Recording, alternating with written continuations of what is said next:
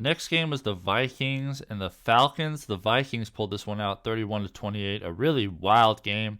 Jaren Hall started the game and he went out with a concussion pretty early. He was 5 of 6 for 78 yards. Joshua Dobbs, he is the story in this one. 20 of 30, 158 yards, 2 touchdowns, no interceptions. He also had 7 carries for 66 yards and a touchdown. He was the leading rusher. So this is what he was doing in Arizona too, running the ball a whole bunch, getting value that way, and doing just enough through the air to still stay fantasy relevant. He is absolutely an ad. This is a high volume passing offense, much higher volume than he had in Arizona. And he has a better supporting cast around him. So he should just continue to add on to what he was doing at the beginning of the year. And this could be gold. I think him and Kyler Murray are going to be the 2 quarterback ads this week. I would still have Kyler ahead of Joshua Dobbs because Kyler is still money in the bank as far as fantasy quarterbacks are concerned.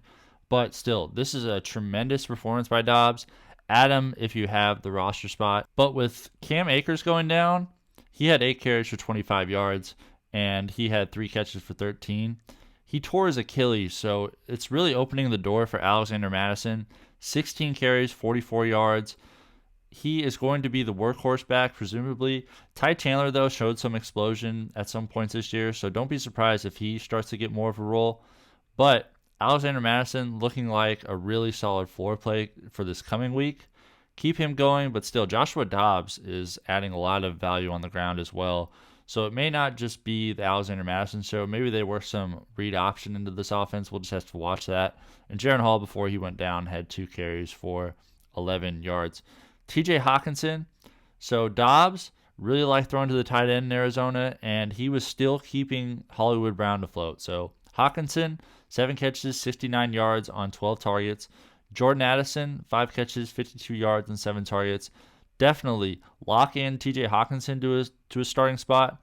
And Jordan Addison looking like a really reliable receiver going forward too. I don't know if he is a lineup lock necessarily, but you could absolutely do worse than having someone like Jordan Addison at one of your receiver spots the rest of the way. Mattison, 2 catches, 49 yards and a touchdown. It'll be interesting to see if he continues to add receiving value. Johnny Munt had a catch for 18. KJ Osborn went out with a concussion, 2 catches for 17 yards. We'll have to watch that. Brandon Powell, if KJ Osborn misses time, Brandon Powell could have some value. 2 catches, 15 yards, and a receiving touchdown for him. Tristan Jackson had a catch for 2, and Josh Oliver had 2 catches for 1 yard. For the Falcons, Taylor Heinicke is going to have more value than Desmond Ridder, but I still think there should be a cap. I think Baker Mayfield is like the level of quarterback, best case scenario for Taylor Heinicke going forward.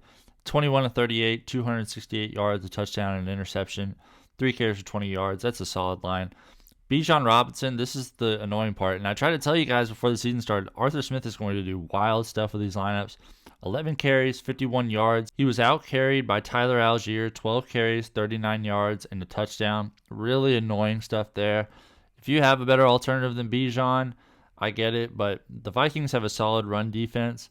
I wouldn't all the way say, oh, it's time to panic on Bijan Robinson. You just got to understand that he's going to be more up and down than we were planning on going into the year.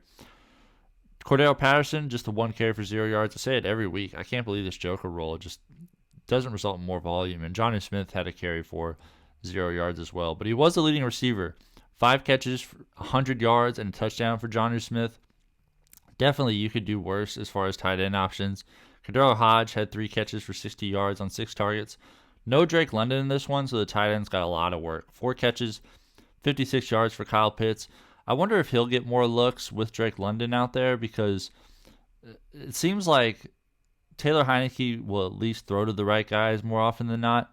That's just kind of a theory I'm working on. We'll just have to watch what their production looks like with London and Pitts both in the lineup. If Jonnu Smith continues to just outpace everybody in yards by this much. Matt Collins, 3 catches for 36 yards. Van Jefferson, interesting that he wasn't more involved. Still, with the Rams, he was like this. If someone goes down, he was still just playing that Van Jefferson role. 1 catch for 14 yards on 4 targets for him. Bijan Robinson, just the 2 catches for 8 yards on 4 targets, adding to a frustrating day. Cordarrelle Patterson had a catch for 3. Damiere Byrd not hauling either of his targets. And Tyler Allgeier, 2 catches, -9 yards on 3 targets.